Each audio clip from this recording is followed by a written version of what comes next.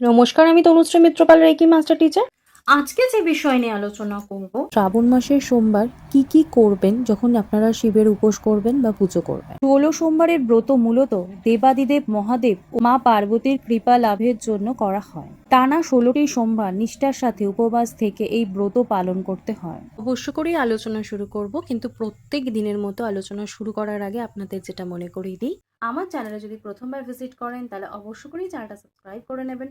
Video ভালো লাগলে একটা লাইক করবেন এবং কোথা থেকে আমার ভিডিও দেখছেন অবশ্যই করে কমেন্টস করে জানাবেন। তার সাথে সাথে ভিডিও প্রচুর শেয়ার করবেন যাতে এই ভিডিওর বেনিফিট সকলে নিতে পারে। শ্রাবণ মাসের নির্জলা উপবাস রেখে শিবের পূজা করলে অত্যন্ত শুভ ফল লাভ করা যায়। শ্রাবণ মাসের সোমবার শিবের পুজো করতে হয়। এছাড়া শ্রাবণ মাস জুড়ে পুজো করতে পারেন। এই উপবাস পুরুষ মহিলা নির্বিশেষে প্রত্যেকেই করতে পারেন। শ্রাবণ মাস মহাদেবের প্রিয় মাস। এই মাসে শিবের পূজা করলে তিনি খুবই সন্তুষ্ট হন এবং সকল মনস্কামনা পূর্ণ হয়। তবে মহাদেবের পুজো করার বিশেষ কিছু নিয়ম রয়েছে। এই নিয়মগুলো মেনে চললে ভালো ফল পাওয়া যায়। শিব ঠাকুর খুবই অল্পতে সন্তুষ্ট হন, কিন্তু পুজোর ত্রুটি হলে তিনি ক্রুদ্ধ হন। প্রথম যেটা বলবো, শ্রাবণ মাসের ব্রত করার সময় ঠাকুর ঘর যেন অবশ্যই পরিষ্কার পরিচ্ছন্ন থাকে। পুজোর সময় ঘর অন্ধকার রাখা যাবে না। শিব পুজো করার সময় অনেকেই সারাদিন উপোস রেখে সন্ধেবেলা পুজো করেন, কিন্তু শ্রাবণ মাসের পুজো সকালে করে নিলেই ভালো।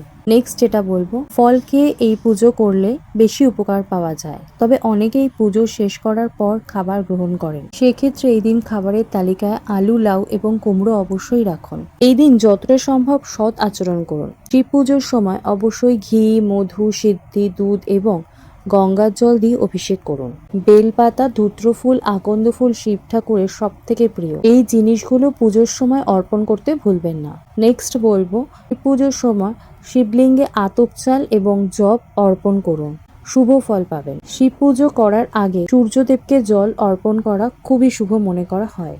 এখন আলোচনা করব শিবের পুজো করার সময় যে কাজ একদমই করতে নেই। শিব ঠাকুরকে পুজো করার সময় কখনো কেতুকি ফুল অর্পণ করতে নেই। তুলসী পাতা শিব ঠাকুরের পুজোর সময় ব্যবহার করতে নেই এবং সাদা রঙের কোনো জিনিস ব্যবহার করার চেষ্টা করুন। এবং শিব ঠাকুরের পুজো করার সময় সবকিছু সাদা রঙের জিনিস ব্যবহার করার চেষ্টা করুন। অবশ্য করেই এই ভিডিও মিস করবেন না, প্রচুর প্রচুর শেয়ার করুন যাতে সকলে এই ভিডিওর বেনিফিটস নিতে পারে।